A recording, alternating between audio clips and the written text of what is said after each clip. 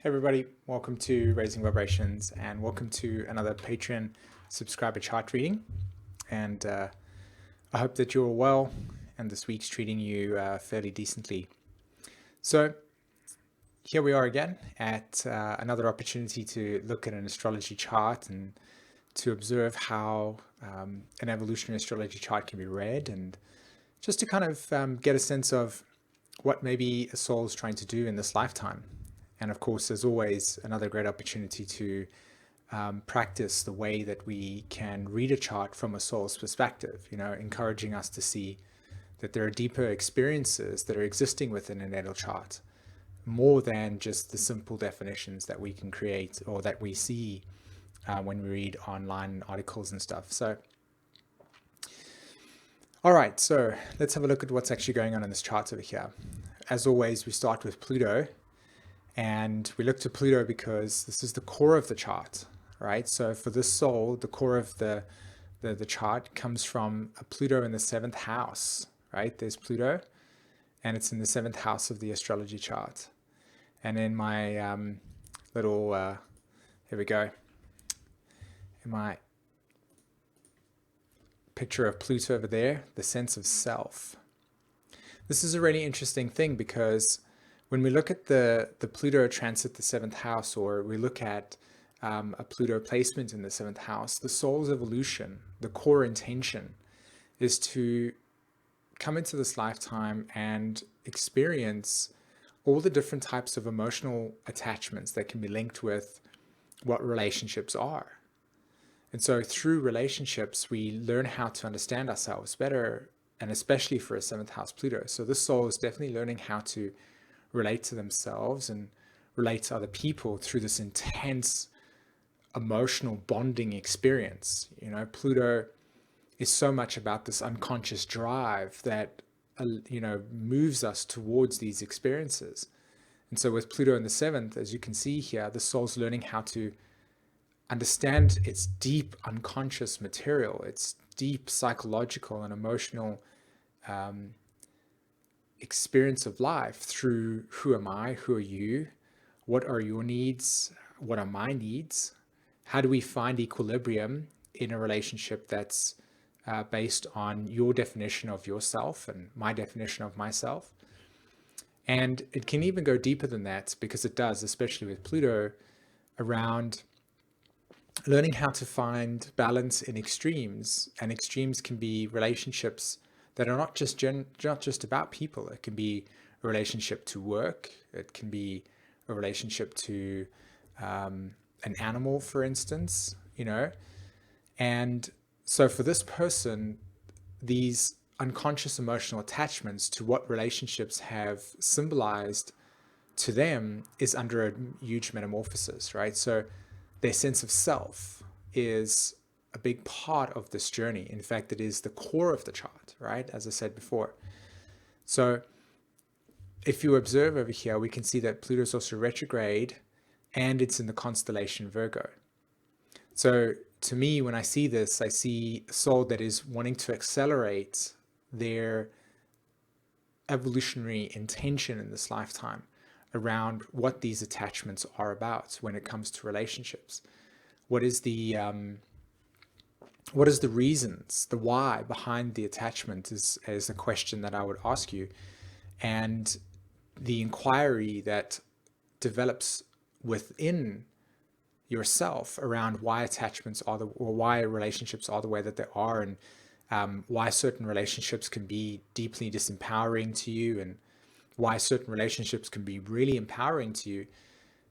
Why do those exist? And what is the underlying emotional connection that each one brings you to?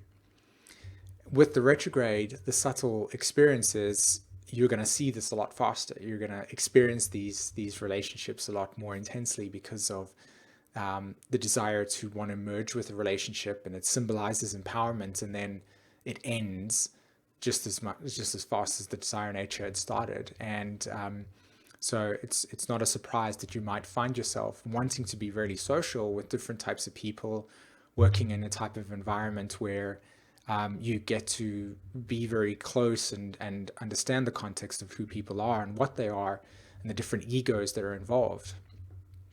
And ultimately, your Pluto is really bringing you a sense of self. You're learning about yourself through others.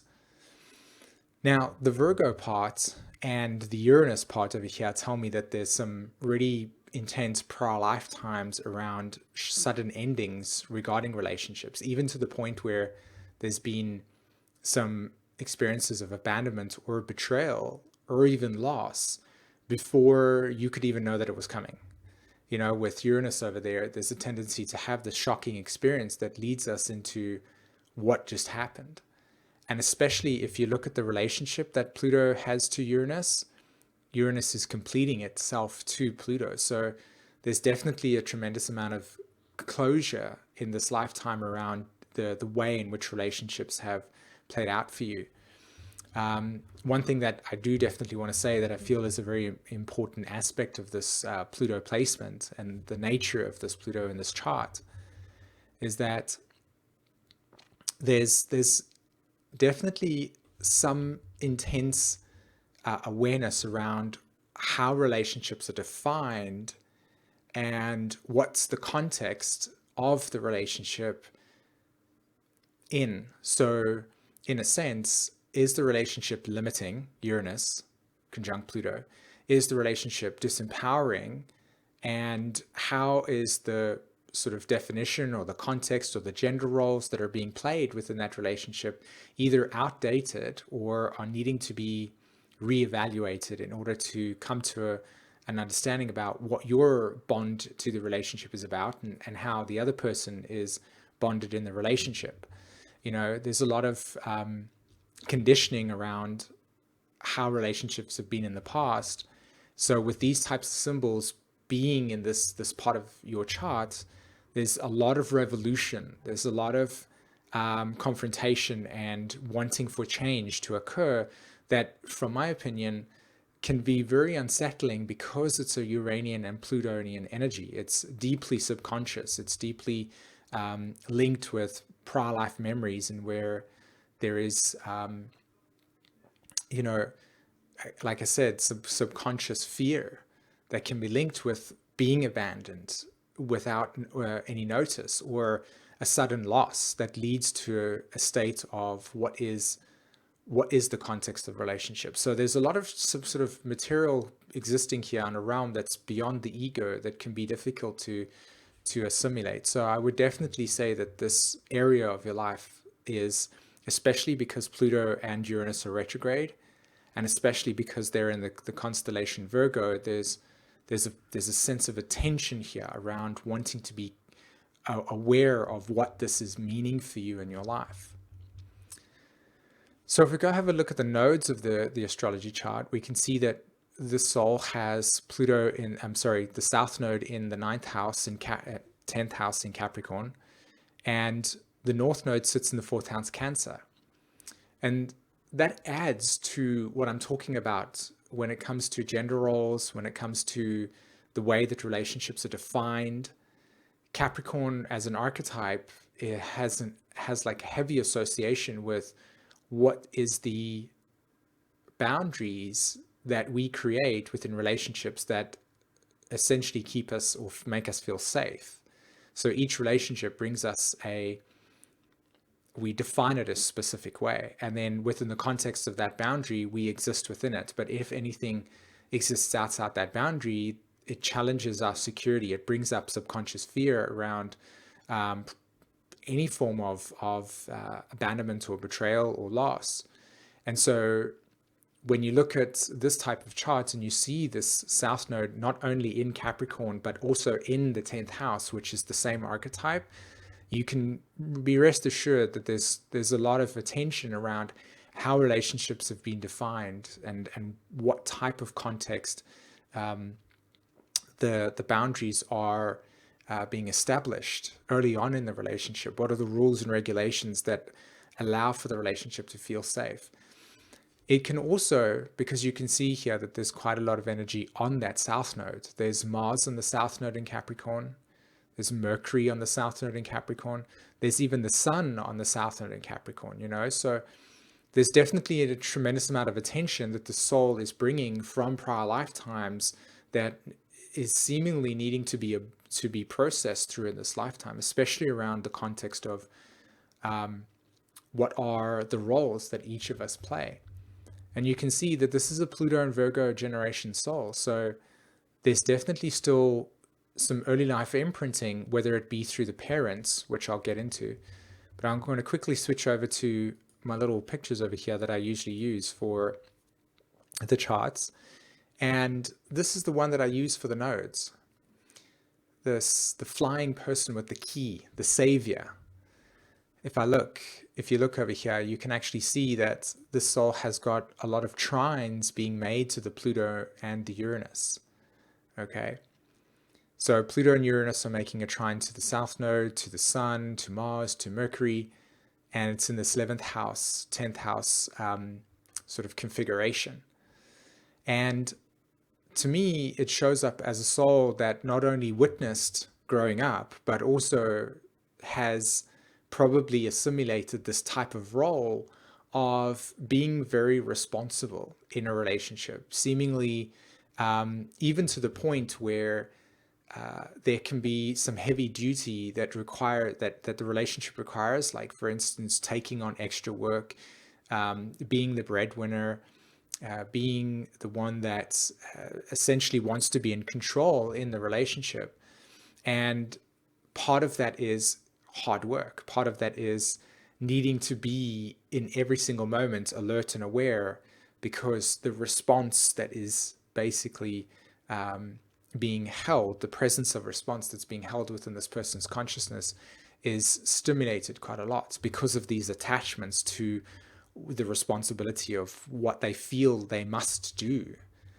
And what's also really challenging about this type of symbolism over here with these symbols is that due to the nature of your Capricorn energy, you probably carry a lot of internalized judgments around what you are able to do and not do in a relationship. And especially because of the Virgo constellation being activated here as well, there's a lot of internalized sense of, am I enough in the relationship?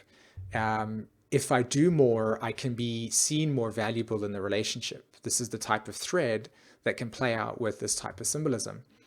And a lot of it has to do with our earthly conditioning that we as human beings have adopted in our society of what we think is successful and what we think is valuable and what we think is acceptable way of being. And a lot of that is rooted in a feeling of importance, a feeling of self-worth linked with our external accomplishments. And for somebody like this, with so many Capricorn and Virgo symbols, it can be easy to attract certain types of relationships that provide these internal messages, as well as share these internal messages that the soul feels, that says, if I am responsible, if I'm taking control, if I'm the one that's, in a sense, serving you all the time, then I will be able to be accepted. I can be loved. I can be embraced. There is value. And in a sense, I'm also very attuned to taking responsibility where the lack or imbalance can exist in a relationship. So it can be a very tricky area for the chart to learn what responsibility is about, and to discern, which is, I think, what the Virgo is really trying to ask for here, especially with the planets being retrograde, the Pluto and the Uranus. It's asking for a reevaluation around what constitutes responsibility for the person and what constitutes responsibility for the other person, and where are the lines? Where do we draw the line between the two? And that, I feel, can cultivate a very profound sense of balance, not only in the person, but essentially being able to then operate from that inner state of balance, allowing the relationship to not land into these states of feeling if it's polarized. The relationship feels polarized, where you might internalize too much work and then feel resentful, as an example, with so much of the Capricorn. You might actually draw a type of relationship where somebody doesn't have a structured sense of self or a structured way of being, and it allows you to take, like, almost fill into that role. And I wouldn't be surprised, and I'm super curious to hear from you, how that model showed up when you were young. How did Capricorn, or how did the sense of responsibility and structure show up in your life? And how has that model become the way that you filled it out as you grew older? Another thing that I find really interesting about this chart, and it has a little bit of a different tone to it, is breaking away from the ideas that relationships are about, i.e. gender roles. So if you're a female in this chart, then you're showing up as, do I have a sense of purpose in my life? And how do I fit that sense of purpose in a man's world, as an example? Or am I a man in this chart over here, and how do I nurture my emotions and not allow that intense amounts of Capricorn to repress the emotions, but feel the vulnerability that is essentially rooted in Capricorn? A lot of the time, Capricorn has a tremendous amount of vulnerability because of its polarity point being Cancer. And so the North Node here is an invitation to nurture and communicate one's own emotions. See, the North Node ruler is the moon. And if you have a look at Jupiter over there as well, you can see that the Jupiter is in the first house Aries. So there's definitely some sort of, I need to assert my truth in a way that's not aggressive, but more along the lines of, I need to take up space in order for it to exist. So if I go over to my little pictures over here and I show you what I've looked at as the sense of growth in this chart, it's this man and he's carrying this load. And it's like all the work on your shoulders, and there's never ever a time to really know what's emotionally correct for you in this sense. And it can play out like that with a lot of Capricorn. You know, the Capricorn energy can take a lot of pressure on and carry it because there's broad shoulders and it knows what it needs to do. But this saying of, I just need to get it done versus how do I emotionally feel, can easily become one-sided into this heaviness. And so a large amount of this chart over here has got to do with emotional expression as well, especially with the planet that is ruling the South Node and the Sun and Mars and Mercury being Saturn, and Saturn's in the 12th house Aquarius. So added to this complex of authority and direction and life purpose, and trying to break away from gender roles and trying to break away from taking on too much load, is Saturn in 12th saying, hey, part of your spiritual journey here is to really surrender your authority to a life of liberation, really. You know, you've got Venus in Aquarius, you've got Saturn in Aquarius as well. And then, of course, Uranus is conjunct Pluto. So there's a lot of energy pointing towards liberation that is essentially coming through the expression of one's own communication. The North Node and the Moon being in the 4th house and 3rd house. So if I have a look at this, at the gift of the chart, it's a child and a father holding this very vulnerable plant. And if you look at this picture very carefully, you can see that there is intimacy that's there, 9th, right? Support, Pluto 7th house with Uranus. It's a process of nurture, of inclusion, of acceptance. And they're holding a plant that you can see is very young and requires nurture, and requires structure, and requires sensitivity, and requires an ability to recognize vulnerability as this new direction is being established for this soul. So, you know, this would be a person that would, I wonder if you have any children and how you've raised those children. In what have your principles been? What has your moral code been with your relationship to yourself and how that has played out as the conditioning factor for your own children, what you've defined as successful for them, and how they've defined success, and how does that challenge your inner sense of what is right and wrong for, for each of us, what is fair to this person that might not be fair to that person with that Pluto 7th house energy. Okay. All right. Once again, thank you so much for giving me the opportunity to read your astrology chart, and thank you to everybody that listens to these videos. I hope that it provides you with a source of inspiration and meaning in terms of looking at an astrology chart at a deeper way. And of course, this is an ongoing series that our Patreon subscribers receive. So if you would like to have your astrology chart read in this way, in the description and in the comments below is a link to go and have a look at our Patreon page. And, I encourage you to go check that out and see if that's something that you would like to do. So yeah, other than that, everyone, have a wonderful week, and I'll see you again. Take care. Bye-bye.